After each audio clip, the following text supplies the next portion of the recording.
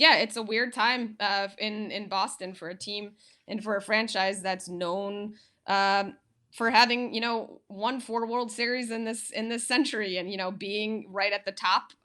They're not right now, and I think yeah, everyone's kind of noticing it, and they're trying to get back up there with you know uh, a roster that has a payroll that's pretty high up there, but also, like I mentioned before, doesn't have as many of the superstar players that knew from years past.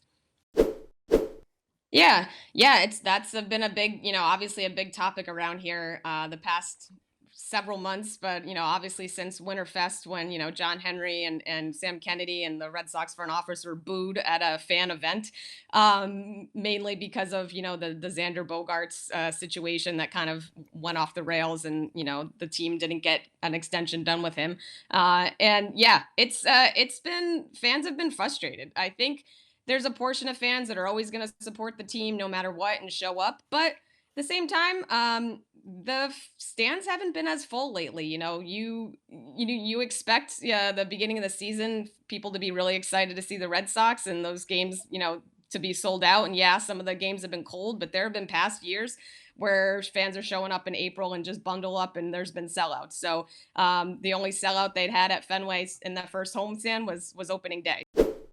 Yeah, I mean, I was just going to say, I feel like it started with Mookie Betts, back in 2020, and it's been kind of a progression since then of trying to, from their perspective, from the front office perspective, trying to make this a more sustainable roster. And in that vein, they've traded away a lot of their marquee players, or just not re-signed a lot of their marquee players, and fans are not taking it well, as they shouldn't be, because this is a $1 billion franchise. Obviously, they're one of the marquee teams in the league, and they have not had a good past few years. They made it, within two wins of the World Series in 21, but 2020 was last place. 2019 was disappointing. Last year was disappointing. So yeah, fans I think are frustrated, and they're showing that by not showing up, and as they should be. They should be holding this team accountable. These are expensive ticket prices. It's not family of four. You want to bring your family to the game. It's not like you can roll up and buy tickets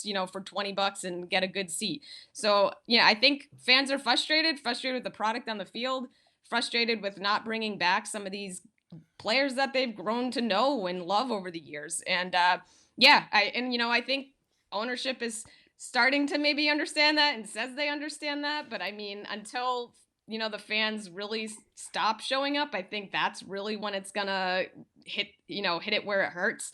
Because it all comes down to money, and that's where things that's where people make their biggest kind of their voices heard.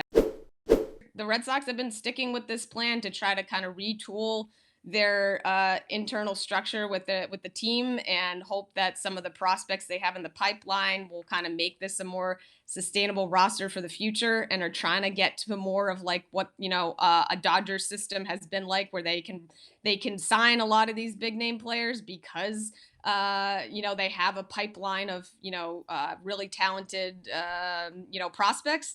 But fans don't want to hear that. They know, the team has money. They know John Henry has money, and they don't necessarily care.